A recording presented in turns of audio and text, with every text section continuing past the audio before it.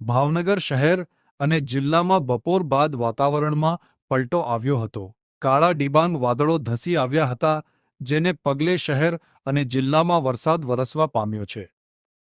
ભાવનગર જિલ્લામાં વાત કરવામાં આવે તો સિહોર તાલુકામાં અને સિહોર શહેરમાં બપોર બાદ ધોધમાર વરસાદ વરસ્યો હતો, જેને પગલે રસ્તાઓ પર પાણી ફરી વળ્યા હતા અને ખેડૂતોને ફાયદો થયો છે, ત્યારે લોકોને ગરમીમાંથી રાહત મળી છે.